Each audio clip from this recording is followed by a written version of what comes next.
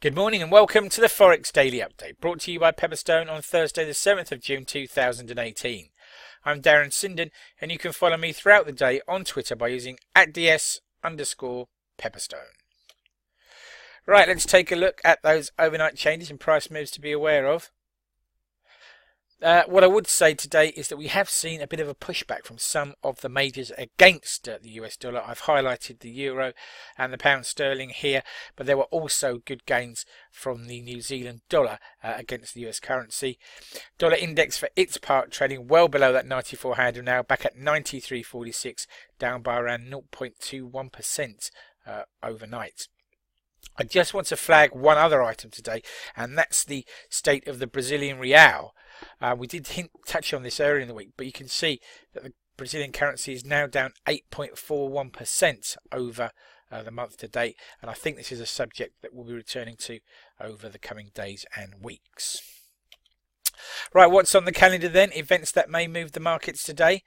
Well, we've already had data out of Australia this morning at 01:30 GMT in the shape of trade balance numbers for April. We'll look at that in a bit more detail momentarily, but suffice to say the numbers were still quite positive. We've had as well leading economic index data out of Japan for April. Again, the read was on the positive side. I suspect the Bank of Japan might have liked to see a beat of consensus, but we didn't get that.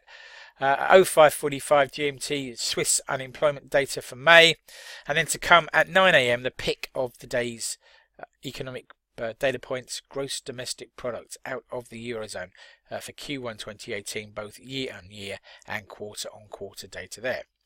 It's Thursday, that means one thing, that's at 12:30 that we will have continuing and initial jobless claims out of the USA. At 1500 today, the first of the day's central bank speeches, this from the Bank of England's Ramsden. And then 15 minutes later at 15:15 we'll hear from the Bank of Canada Governor Paulos. It'll be interesting to hear what he's got to say after his bank hinted that Canadian interest rates could rise as early as July. 1900, the last data point of note in the day, and that's consumer credit change for April out of the USA. Right then, breaking news and comment that's caught my eye overnight. First of all, Australia posts a trade surplus for the 11th month in a row, the latest positive data point from the country, although some economists have wondered if that will be enough to continue to stimulate the domestic economy. Meanwhile, as we noted, the Brazilian real hits a 26-month low, as leading commentators warn that Brazil could be the next emerging market domino to fall.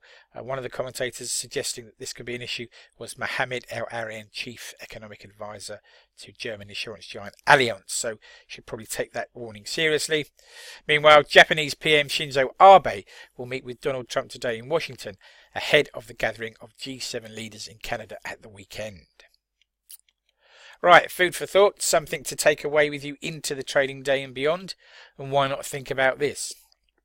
The ECB hinted yesterday that it would discuss the end of QE at its next week's meeting and beyond.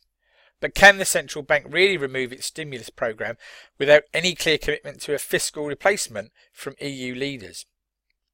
And do that amid an uncertain economic performance across the Eurozone. So the two charts here show us firstly the continued expansion of the ECB balance sheet heading to that 5 trillion mark, and the mixed economic performance in terms of the economic surprises that we've seen in the Eurozone. It seems to me that there's a bit of a disconnect here between the idea that we can remove stimulus without a solid economic performance from all members of the Eurozone, but of course that's the ECB's prerogative and their decision to make. Please take a moment then to read the risk warning. Trading CFDs and foreign exchange on margin can be a risky business. If you're in any doubt about those risks or the suitability of the products for you, then please do contact your Pepperstone account representative. Thank you for your time.